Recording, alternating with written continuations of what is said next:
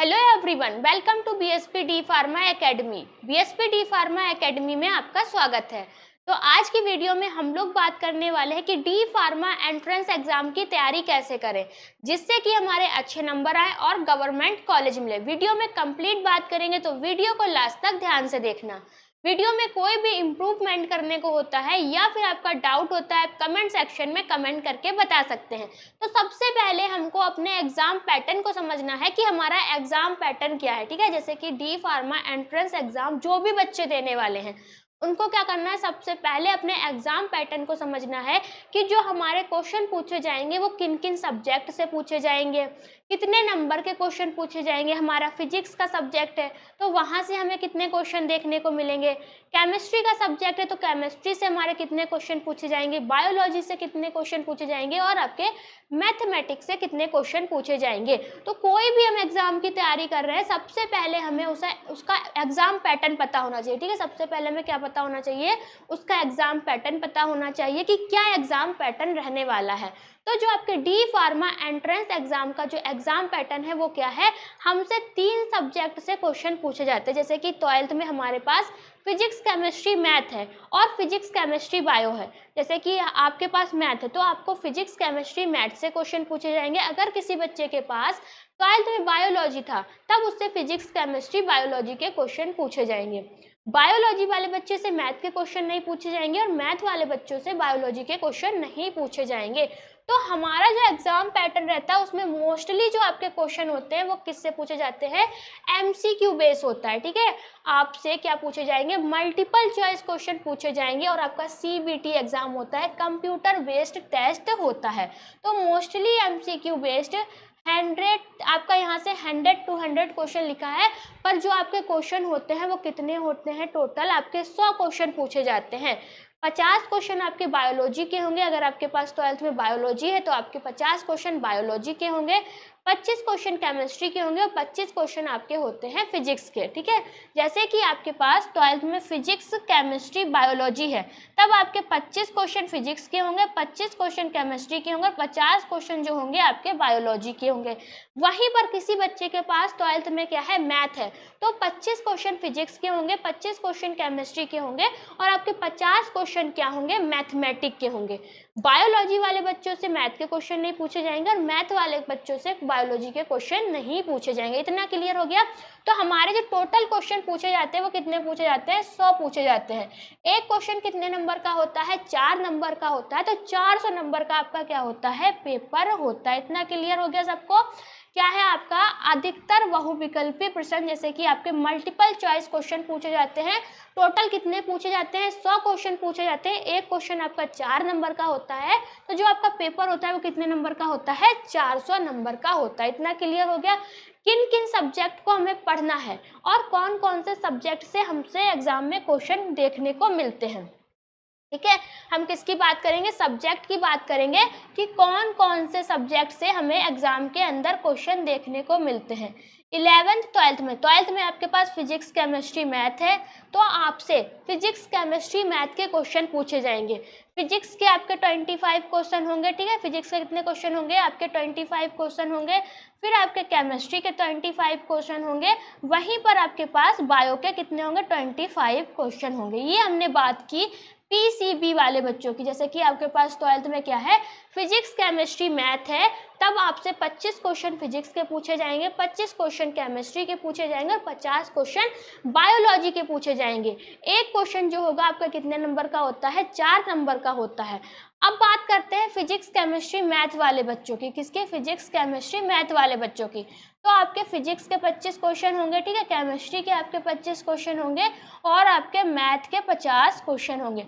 Physics वाले बच्चों से मैथ के क्वेश्चन नहीं पूछे जाएंगे और मैथ वाले बच्चों से हमारे आपके बायोलॉजी के क्वेश्चन नहीं पूछे जाएंगे। इतना समझ में आ गया कौन कौन से सब्जेक्ट को हमें कवर करना है, फिजिक्स केमिस्ट्री मैथ और बायोलॉजी को क्या करना है, हमको कवर करना है।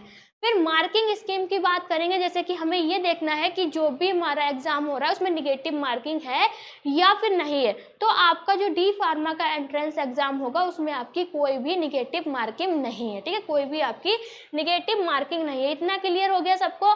एग्जाम पैटर्न क्या है, सब्जेक्ट कौन कौन से कवर करने हैं और मार्किंग स्कीम, ठीक है, हमारी निगेटिव मार्किंग है या फिर नहीं है, और है भी तो कितने मार्क्स की हमारी निगेटिव मार्किंग है, 1/4 की है, 1/2 की है, 1 की है, तो ये भी हमको क्या करना है, देख लेना है।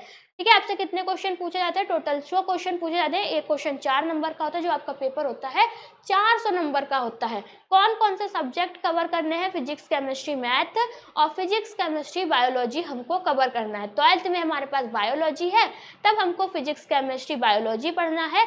12th में हमारे पास मैथ है, तो हमको फिजिक्स केमिस्ट्री मैथ पढ़ना है। बायोलॉजी वाले बच्चों से मैथ के क्वेश्चन नहीं पूछे जाएंगे, मैथ वाले बच्चों से बायोलॉजी के क्वेश्चन नहीं पूछे जाएंगे। ठीक है, निगेटिव मार्किंग है या फिर नहीं है, तो आपकी निगेटिव मार्किंग बिल्कुल भी नहीं है।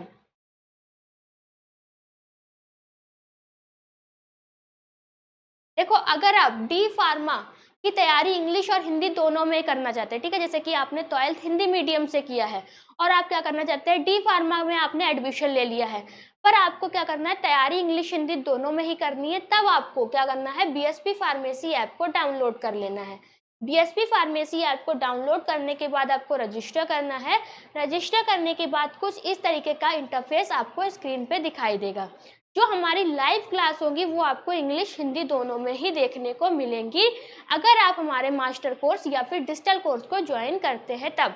ठीक है, डी फार्मा क्लासेस पे टिक करना है। टिक करने के बाद जो आपका थर्ड स्टेप रहेगा, वहाँ पर आपको लिखा दिखेगा D pharma first year, D pharma second year and exit exam.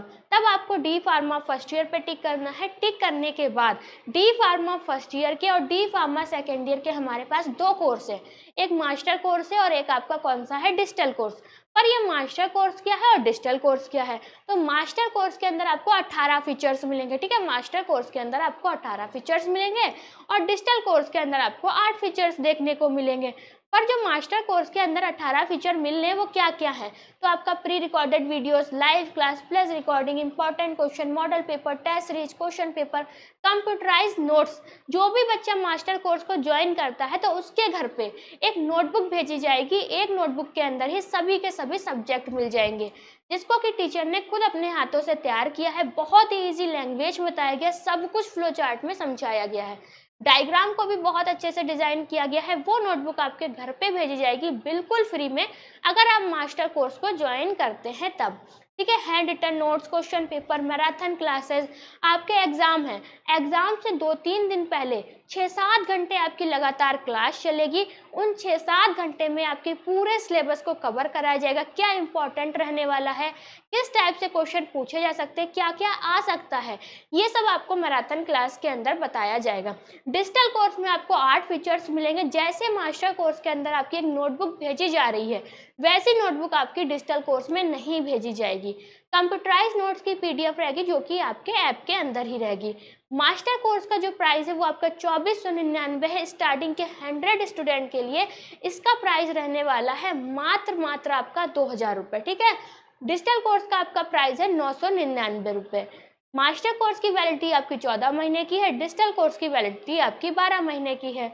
अब मास्टर कोर्स बेस्ट है या फिर डिजिटल कोर्स बेस्ट है, तो जिन भी बच्चों को अपने घर पे नोटबुक नहीं मंगाना है उनके लिए डिजिटल कोर्स बेस्ट है, और जिन बच्चों को अपने घर पे नोटबुक मंगाना है तो उनके लिए बेस्ट मास्टर कोर्स है। जल्दी से प्ले स्टोर पे जाइए, बीएसपी फार्मेसी ऐप को डाउनलोड कीजिए और मास्टर कोर्स को ज्वाइन कीजिए। ठीक है, अब हमारा आता है सिलेबस ब्रेकडाउन। ठीक है, हमें कौन कौन सा सिलेबस पढ़ना है और सिलेबस को कैसे ब्रेक डाउन करना है। तो सबको पता है कि जो हमारा एंट्रेंस एग्जाम होगा उसमें हमें 3 सब्जेक्ट देखने को मिलेंगे। ठीक है, वैसे आपके 4 सब्जेक्ट हैं, पर मैथ वालों के लिए 3 है, बायोलॉजी वालों के लिए क्या है, 3 सब्जेक्ट हैं।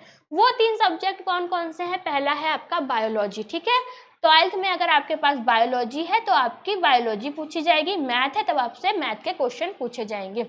ह्यूमन फिजियोलॉजी, जेनेटिक, ठीक है, आपका जेनेटिक्स है, इकोलॉजी है, प्लांट बायोलॉजी है। तो इस टाइप से हमको क्या करना है, जो भी हमारे सब्जेक्ट है उनको पार्ट में डिवाइड कर लेना है, बायोलॉजी, केमिस्ट्री और आपका क्या है, फिजिक्स और मैथ। ठीक है, तो आपसे बायोलॉजी के क्वेश्चन पूछे जाएंगे, कितने पूछे जाएंगे, 50 क्वेश्चन पूछे जाएंगे। केमिस्ट्री के क्वेश्चन पूछे जाएंगे, कितने पूछे जाएंगे, 25 क्वेश्चन पूछे जाएंगे। क्या क्या पूछा जाएगा, ऑर्गेनिक केमिस्ट्री है, इनऑर्गेनिक केमिस्ट्री है, फिजिकल केमिस्ट्री बेसिक्स है, साल्ट है, एसिड है, इन सब के बारे में आपसे पूछा जाता है। बायोलॉजी के अंदर सेल, टिश्यू, ऑर्गन, जो भी हमारे सिस्टम है उनसे ही क्वेश्चन देखने को मिलते हैं। फिजिक्स के अंदर आपका मैकेनिक्स है, ठीक है, आपका क्या है, ऑप्टिक है, इलेक्ट्रिसिटी है, ये सारे के सारे आपको क्वेश्चन क्या होते हैं, देखने को मिलते हैं। यहाँ से ही आपके एग्जाम में क्वेश्चन ज़्यादातर पूछे जाते हैं। फिर आता है बाइल्ड योर स्टडी प्लान, हमको स्टडी कैसे करना है। तो सबसे पहला हमें क्या करना है, क्या है आपका फाउंडेशन। हमें 11th और 12th की एनसीईआरटी बुक को क्या करना है, अच्छे से पढ़ लेना है। Complete NCERT class 11th class 12th, ठीक है।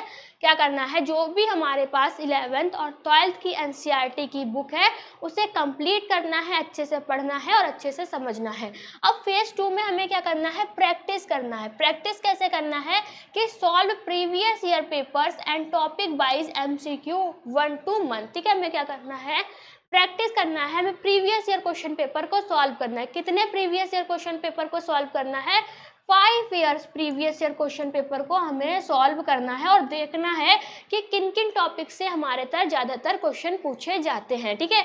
MCQ प्रैक्टिस करनी है 1 से 2 महीने। फिर फेज 3 में हमको क्या करना है, रिवीजन करना है, जैसे कि फॉर्मूला है, सीट है, शॉर्ट नोट्स बनाने हैं, अपने फुल लेंथ मॉक टेस्ट देना है। लास्ट 30 दिन तक हमें क्या करना है, मॉक टेस्ट ही देते रहना है। एग्जाम रेडी, ठीक है। फिर क्या है, लाइट रिवीजन करना है, confidence building, sleep and health. सबसे पहले हमको 11th और 12th की जो भी एनसीईआरटी की बुक है उसे अच्छे से पढ़ना है। उस बुक में क्या लिखा है हमें अच्छे से समझना है, रट्टा नहीं लगाना है। उसके बाद हमको क्या करना है, 4 से 5 ईयर के जो भी हमारे प्रीवियस ईयर क्वेश्चन पेपर हैं उनको सॉल्व करने की कोशिश करना है। MCQ प्रैक्टिस करना है, अपने शॉर्ट नोट्स बनाने हैं, फॉर्मूलाज को याद करना है। ये सारी चीज़ें आपको क्या करनी है, करनी पड़ेंगी, ठीक है। Subject wise strategy. अब सब्जेक्ट वाइज स्ट्रेटजी जैसे कि आपको पता है कि कौन कौन से सब्जेक्ट पूछे जाते हैं, आपका बायोलॉजी है, केमिस्ट्री है, फिजिक्स है, मैथ है। ये क्या है, आपके सब्जेक्ट है जो कि इन्हीं में से आपको एग्जाम में क्वेश्चन देखने को मिलेंगे।